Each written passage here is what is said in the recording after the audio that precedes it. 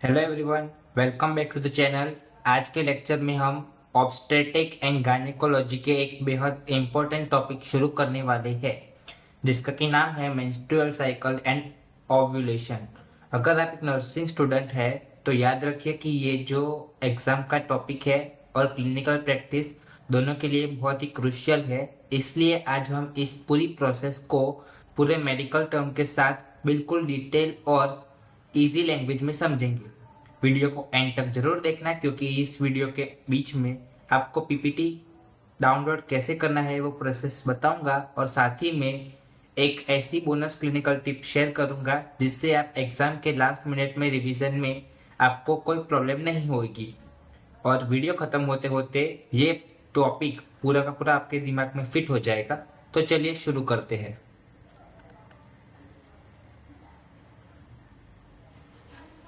तो फर्स्ट तो ये डायग्राम आप देख लीजिए, ये फर्स्ट है, फिर साथ में ये सेकंड और ये थर्ड। ओके, अब इन तीनों को मैं एक्सप्लेन कर रहा हूं सिर्फ एक ही पेज ओपन रख के। फर्स्ट क्या है? Hypothalamic pituitary ovary and HPO axis, यानी एक्टिवेशन हाइपोथैलेमस। ब्रेन का ये रीजियन जीएनआरएच यानी गोनाडोट्रोपिक रिलीजिंग हार्मोन सीक्रेट करता है। Anterior pituitary gland GnRH anterior pituitary gland को स्टिमुलेट करता है, जिससे दो मेजर गैनियोट्रोपिक रिलीज होते हैं। कौन से? एफएसएच, और दूसरा कौन सा होता है? एलएच।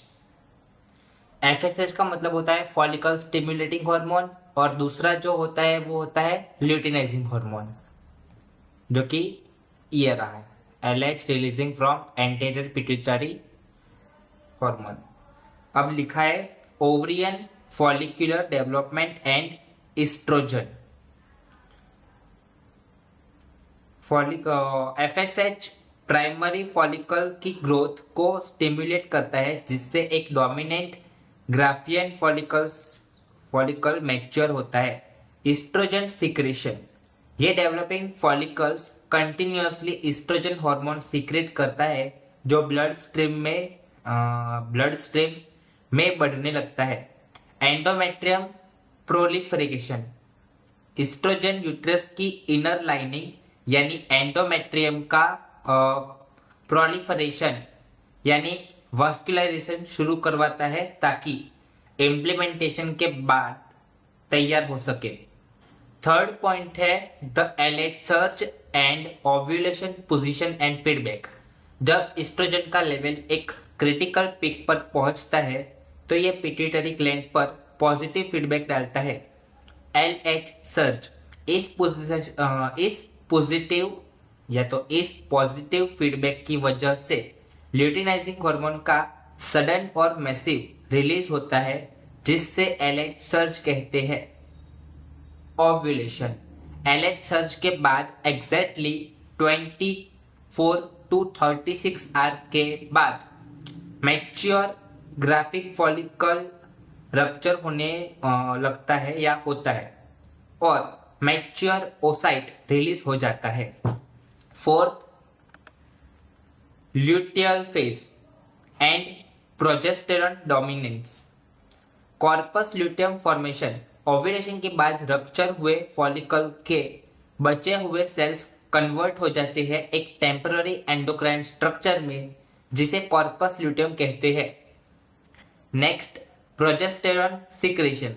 कॉर्पस ल्यूटियम प्राइमरी रूप से प्रोजेस्टेरॉन और थोड़ा इस्ट्रोजन सीक्रेट करता है, और secondary endometrium means progesterone endometrium को सेक्रेटरी फेज में मेंटेन करता है, जिससे glands glycogen rich fluid secret करती है, जो एम्ब्रियो न्यूट्रिशन के लिए जरूरी होता है।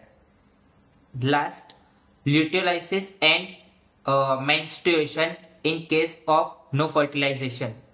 Corpus luteum regression, luteolysis. अगर फर्टिलाइजेशन और इम्प्लीमेंटेशन नहीं होता तो कॉर्पस ल्यूटियम डिजेनरेट होकर कॉर्पस आल्बिकन्स बन जाते हैं। हार्मोन विड्रॉल्स, मतलब कॉर्पस ल्यूटियम के एंड होते ही प्रोजेस्टेरॉन एंड एस्ट्रोजन का लेवल शार्पली विड्रॉ हो जाता है। देन मेंस्ट्रुएशन, इस सडन हार्मोन विड्रॉल के कारण एंडोमेट्रियम ब्लड वेसल में वासो कंस्ट्रिक्शन होता है, टिश्यू इस्चेमिक हो जाता है और एंडोमेट्रियम शेड होकर बॉडी से बाहर निकल जाता है, जिसे मेंस्ट्रुअल पीरियड कहा जाता है। नेक्स्ट है फेजेस ऑफ मेंस्ट्रुअल साइकिल। कौन से होते हैं? तो फर्स्ट है प्रोलिफरेटिव फेज, उसके बाद आता है सेकेंड सिक्रेटरी फेज, उसके बाद आता है प्रीमेच्योर फेज और लास्ट में आता है मेंस्ट्रुअल फेज।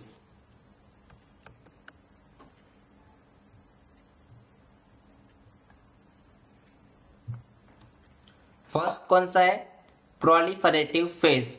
फर्स्ट क्या लिखा है? Start at the end of menstruation on 5th और 6th डे ऑफ साइकिल। इसका क्या मतलब है? तो मेंस्ट्रुएशन खत्म होने पर साइकिल के 5th या 6th डे से शुरुआत होती है। सेकेंड एंड 14th डे, यानी 14th डे पर खत्म होता है। Duration 9 to 10th day. इस फेज के टोटल ड्यूरेशन 9 to 10 डेज होती है। Next, increase follicle stimulating hormone, जिसे आप FSH के रूप में जानते हैं। यहाँ FSH का लेवल बढ़ता है। उसके बाद क्या लिखा है? Follicle stimulating hormone mature ovarian follicles. इसका क्या मतलब है कि FSH ओवरी को, मतलब ओवरी के अंदर के फॉलिकल को मैच्योर करता है। नेक्स्ट लिखा है सीक्रेट एस्ट्रोजन। इसका मतलब है ओवरियन फॉलिकल्स एस्ट्रोजन हार्मोन को सीक्रेट करता है। Next, endometrium become thicker and more vascular. इसकी वजह से यूट्रस की लाइनिंग यानी एंडोमेट्रियम और ज्यादा मोटी यानी थिकर और ब्लड सप्लाई वाली यानी वास्कुलर हो जाती है। Next, estrogen goes in peak level and LH are secreted by anterior pituitary gland. इसका क्या मतलब है कि एस्ट्रोजन अपने हाईएस्ट लेवल यानी पीक पर पहुंच जाता है और एंटेरियर पिट्यूटरी ग्लैंड से ल्यूटिनाइजिंग हार्मोन सीक्रेट करता है। Next, LH triggered ovulation process, यानी जो ल्यूटिनाइजिंग हार्मोन होता है वो ओव्यूलेशन की प्रोसेस को शुरू करता है। This phase and with rupture of follicle and releasing of 2 secondary oocyte of the 14th day. इसका क्या मतलब है कि ये फेज फॉलिकल के रप्चर और 14th डे पर सेकेंडरी ओसाइट के साथ रिलीज होने के साथ खत्म होता है। नेक्स्ट है second secretary phase. Start 15th day, यानी जो सेक्रेटरी फेज होता है ये फेज का साइकिल 15th डे से शुरू होता है एंड 16th डे, यानी इसका जो एंड है वो 16th डे पर खत्म होता है। ड्यूरेशन 10 डेज, यानी इसकी टोटल ड्यूरेशन होती है 10 दिन की या 10 डेज की। After ovulation follicular lining cell developed into corpus luteum. Ovulation के बाद follicular lining cells corpus luteum में डेवलप हो जाती है। Corpus luteum release progesterone hormone and estrogen hormone in some amount.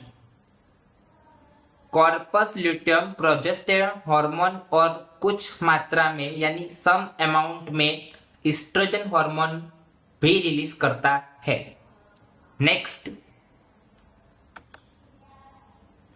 Next है endometrium becomes more thicker and vascular, यानी uterus की जो लाइनिंग होती है जिसे हम एंडोमेट्रियम कहते हैं और ज्यादा मोटी और मतलब थिकर और ब्लड सप्लाई वाली यानी वस्कुलर हो जाती है।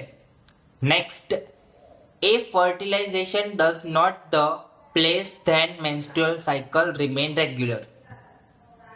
अगर फर्टिलाइजेशन नहीं होती है तो मेंस्ट्रुअल साइकिल रेगुलर चलती रहती है। Next, a fertilisation take place then menstrual cycle stop. अगर फर्टिलाइजेशन हो जाता है तो मेंस्ट्रुअल साइकिल रुक जाती है। Next, phase 3 premenstrual phase, duration 2 days, 27 and 28 days। यानी इसकी ड्यूरेशन 2 डेज की होती है, साइकिल के 27 और 28 डे। इसके बाद लिखा है absence of fertilisation, corpus luteum start to degenerate and secretion of estrogen and progesterone stop and shrinking और degeneration of endometrium are start. इसका क्या मतलब है कि अगर फर्टिलाइजेशन नहीं होता है तो कॉर्पस ल्यूटियम डीजेनरेट यानी टूटना शुरू हो जाता है, एस्ट्रोजन और प्रोजेस्टेरॉन की सिक्रेशन बंद हो जाती है और एंडोमेट्रियम श्रिंक या डीजेनरेट होने लग जाती है। नेक्स्ट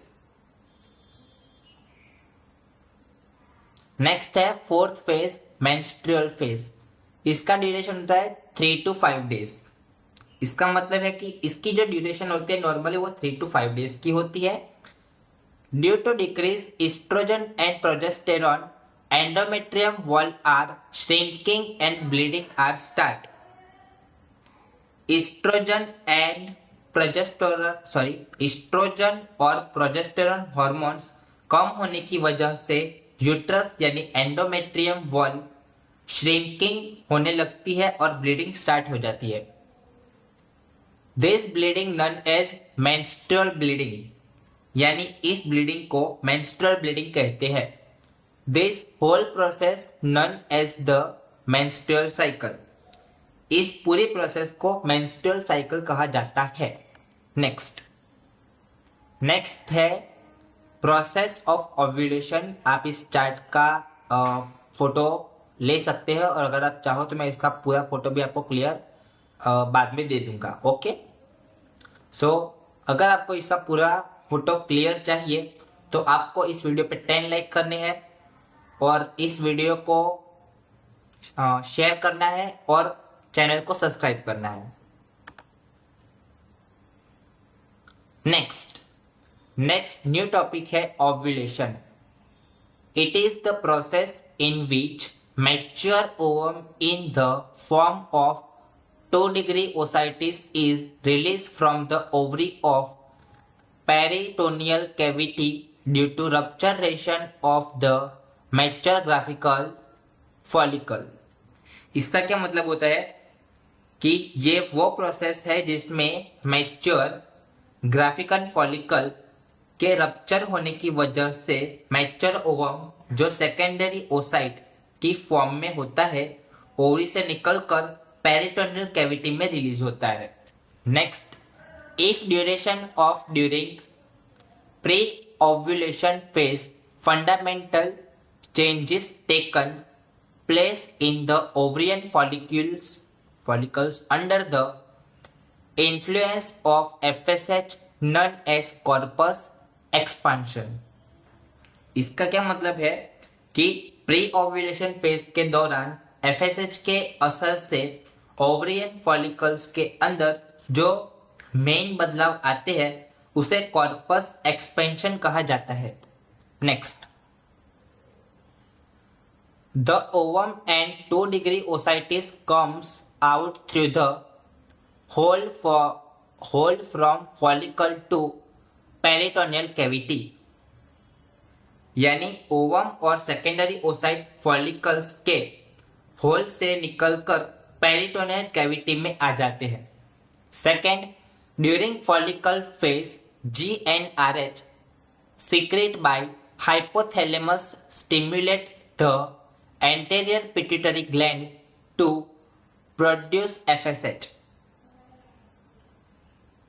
फॉलिकुलर फेज के दौरान हाइपोथैलेमस द्वारा सीक्रेट किया गया gonadotropic releasing hormone anterior gland को स्टिमुलेट करता है ताकि फॉलिकल स्टिमुलेट हार्मोन प्रोड्यूस हो। Next, menstrual cycle is 28 days, then usually ovulation occur on 14th day। अगर menstrual cycle 18 days की है तो आमतौर पर ओव्यूलेशन 14th डे पर होता है। Next, this process occur monthly in a woman during entire reproductive period. मतलब कि ये पूरी प्रोसेस फीमेल के रिप्रोडक्टिव पीरियड के दौरान हर महीने में होती है। Control of the process of ovulation is done by mainly between following hormones FSH and LH। यानी ओव्यूलेशन की प्रोसेस को कंट्रोल मुख्य रूप से नीचे दिए गए दो हार्मोन द्वारा किया जाता है। कौन से? फॉलिकल स्टिमुलेटिंग हार्मोन और second luteinizing hormone. Next, both the hormone secreted by anterior pituitary gland. यानी ये दोनों हार्मोन, फॉलिकल स्टिमुलेटिंग हार्मोन और ल्यूटिनाइजिंग हार्मोन, दोनों एंटेरियर पिट्यूटरी ग्लैंड द्वारा सीक्रेट किए जाते हैं। GnRH secreted by hypothalamus that controls secretion of both hormone। यानी हाइपोथैलेमस द्वारा सीक्रेट किए गए गोनेडोट्रोपिक रिलीजिंग हार्मोन इन दोनों हार्मोन को सीक्रेशन को कंट्रोल करता है। This FSH triggered growth of multiple follicles inside the ovaries. ये FSH यानी फॉलिकल स्टिमुलेटिंग हार्मोन ओवरीज के इनर साइड मल्टीपल फॉलिकल्स की ग्रोथ को शुरू या ट्रिगर करता है। This growing follicle secret increasing amount of oestrogen hormone. ये बढ़ते हुए फॉलिकल या बढ़ते हुए मात्रा में एस्ट्रोजन हार्मोन सीक्रेट करते हैं। Next, in between one of follicle begin to grow faster than other follicle, it is known as dominant follicles।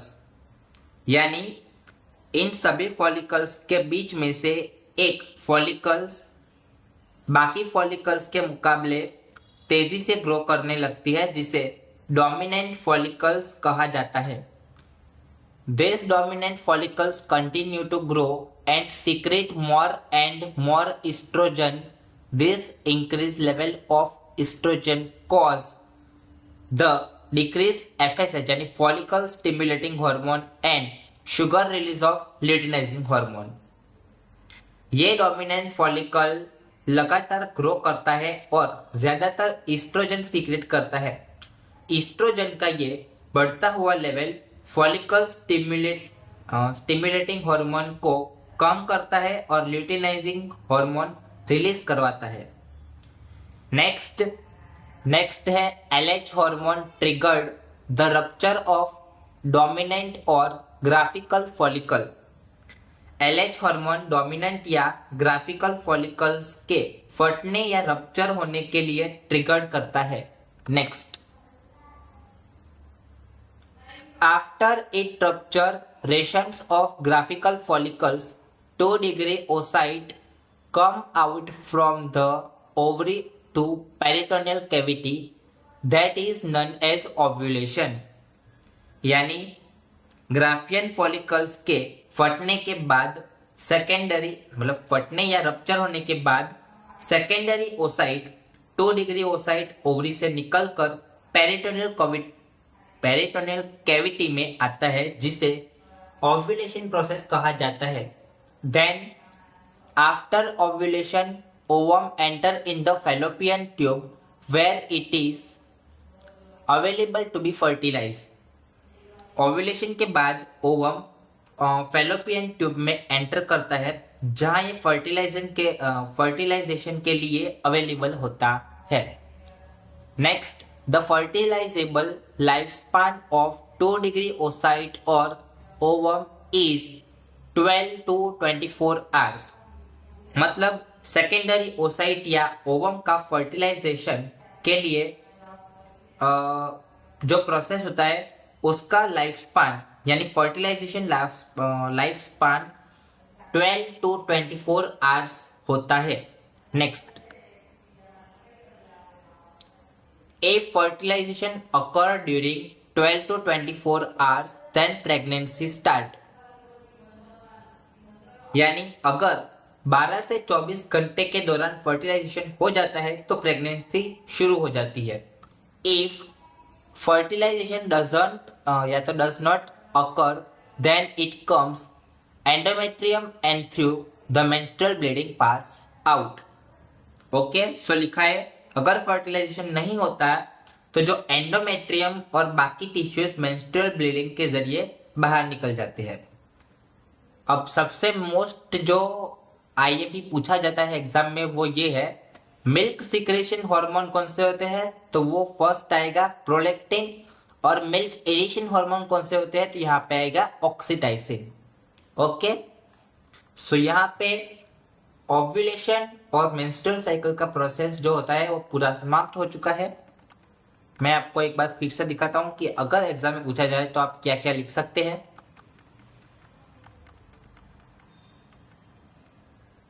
सिर्फ मेंस्ट्रुअल साइकिल पूछा जाए 5 मार्क्स में तो पहले आपको ये जो फ्लो चार्ट है ये बनाना है, फिर उसके बाद ये फेजेस लिखने हैं, और फेजेस अगर आपको अलग से पूछा जाए तो वो 3 मार्क्स में आते हैं, तो वो आप 3 मार्क्स से पूछे तो सिर्फ ये फेजेस लिखे और उसका डिटेल डिस्क्रिप्शन लिखे। ओके, इस तरह से जैसे मैंने लिखा है, लेकिन मैंने जो यहाँ पे स्टार्ट लिखा है वो आपको सेंटेंस फॉर्म में लिखना है, और 5 मार्क्स में पूछे तो आपको फ्लो चार्ट बना देना है। ओके, बात करते हैं कि अगर एग्जाम में ओव्यूलेशन 5 या 3 मार्क्स में पूछा जाए तो कैसे लिखे। तो ये आपको जो चार्ट मतलब जो आपको ये इमेज दिख रहा है फ्लो चार्ट, पहले तो आपको ये बनाना है, इससे आपका आधा काम तो पहले हो जाएगा। फिर उसके बाद आपको क्या करना है, तो ये ओव्यूलेशन की ये जो प्रोसेस मैंने यहाँ पे लिखी है बस उसको अपनी भाषा में लिखना है, अपनी भाषा मतलब इंग्लिश में लिखना है, मेडिकल टर्मिनोलॉजी में, कुछ इस तरह से। पूरा नहीं, जितना आपको याद रहे उतना लिखो तो भी चलेगा, क्योंकि 3 और 5 मार्क्स क्वेश्चन के लिए इनफ होता है। अगर पूरा पूछते हैं 10 मार्क्स में तो आपको पूरी प्रोसेस फ्लो चार्ट के साथ समझानी पड़ेगी।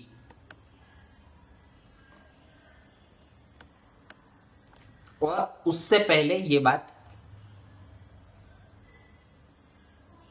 ये जो 2 क्वेश्चन मतलब ये जो 2 पॉइंट है ये सबसे मोस्ट टाइम पे ये आपको फिल इन द ब्लैंक से भी पूछे जा सकते हैं, तो इस पे जरा एक बार नजर मार लेना।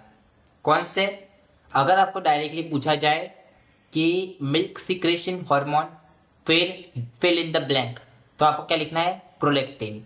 फिर पूछा जाए मिल्क एडिक्शन हार्मोन तो आपको लिखना है ऑक्सीटोसिन। अगर आपको पूछा जाए फर्टिलाइजेशन लाइफ स्पान तो आपको लिखना है 12 to 14 hours. Same as well as मेरा आपको एक क्वेश्चन है जिसको आपको मेरे को आंसर देना है। ओके, ओव्यूलेशन की प्रोसेस के दौरान जो मेन 2 हार्मोन रिलीज होते हैं वो कौन से हैं, मेरे को कमेंट सेक्शन में इसका आंसर जरूर दे। Okay, so next,